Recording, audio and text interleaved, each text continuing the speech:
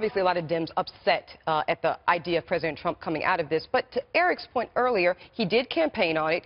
American people did vote him as president. So isn't he just fulfilling a mandate by the American people? Yeah, but for the most part, understand that Democrats don't see climate change as a political issue. The way we would see it when you start talking about how much is it going to cost to fix it, from our perspective, it would be like if you're in a boat that has a hole in it and you're surrounded by sharks and you're debating how much it's going to cost to fix the hole. At that point, you shouldn't. So if you believe in that climate change is real, as most scientists do, then the issue of jobs is much less important. Hey, Garland, we may be in a boat, but it certainly doesn't have the hole or the leak that you're describing it, and the sharks aren't ready to attack us in the boat.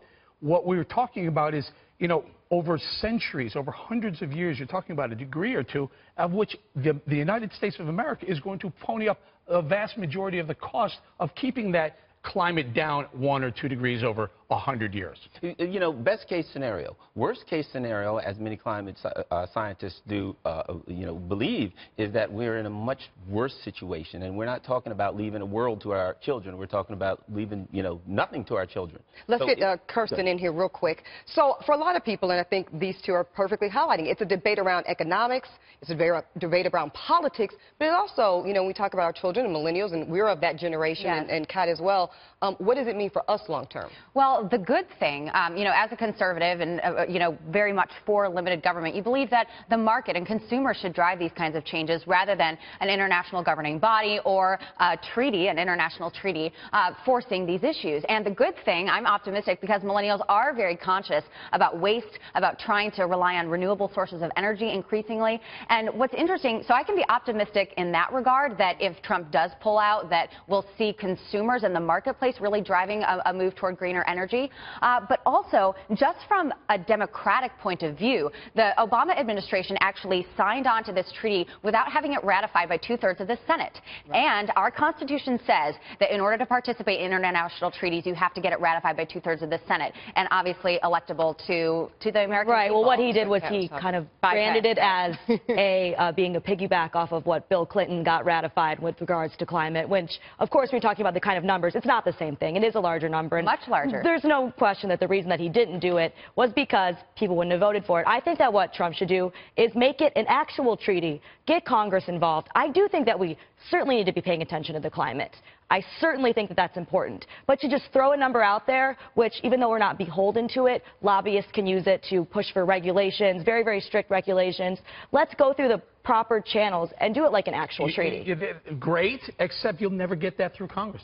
You will not get that through a Congress that is both Senate and House Republican control. At the current levels, you probably wouldn't. Allow me to do this. So I don't want to come off as a climate denier. I am certainly not that. I know the climate changes. We may be even warming. I'm not positive, but we may be. And it may be an issue. But here's the economics of it, Ebony. You point that out.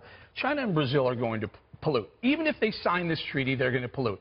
If they're polluting more than they're supposed to, there is no indication that they're even going to hold up their end of the treaty afterwards. So what happens is we'll be here, go ahead, forking over all this money, and our companies won't be able to compete with the Chinese or the Brazilian companies because they're being penalized and they're paying the fees, which the Chinese government and the Brazilian government will not make their companies pay off. Can I put out a different premise? So let's take this agreement off the table, because I think we almost all agree it's not really that good. It hasn't been that well negotiated, and we could do a better job of it.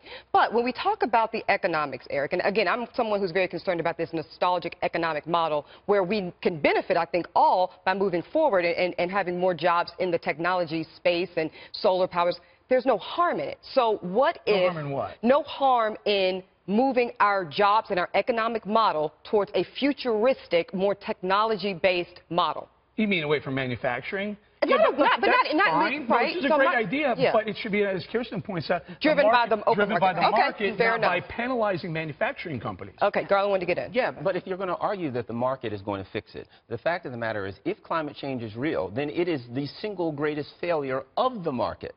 So how could the market fix something that it actually created? Well, you mean because people are still relying heavily on things yesteryear? Because manufacturing has relied on fossil fuels. And if it's real, then, and it's Garland, you do realize it. I mean, I know you do. You and I have worked together for 8 years. Pollution is fungible, like money. It's fungible. So if you're polluting in China, Brazil, or any of the other developing nations, we're still breathing that pollution. It's not going anywhere. It's not staying in China.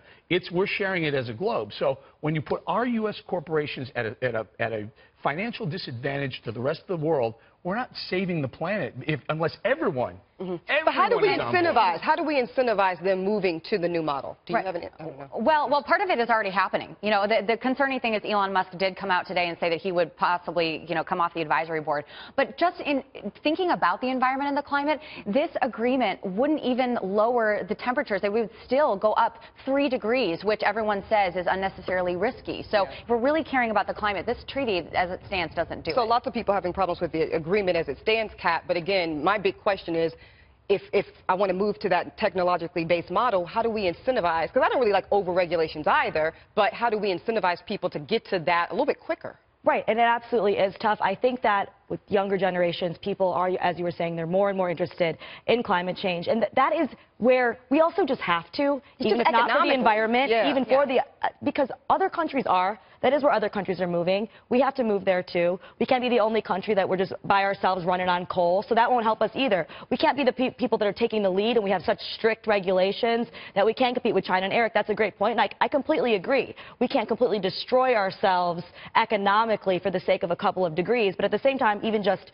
speaking politically and economically, we can't be all the way over here and on coal. So I think that we do need something, a little bit of a hybrid. I think that the one now is way too strict and would be destructive to our economy, but we do need to do something. Allow me to address your question. How do we incentivize? Well, we certainly don't incentivize by penalizing. That has never worked in any industry. But to incentivize implies that some government or body is going to pay for you to make a transition. You're a corporation. You're a business owner. To go from a manufacturing business to let's say, a software company or a software company. But so you're saying, how do you the market incentivizes? When people have to want it. Say, I'll pay more for this iPhone because it's being produced in a country where the climate is being protected, that's when it happens. But it's got to start at a grassroots level, not a penalizing stage or an incentivizing stage. So it's up to us, America.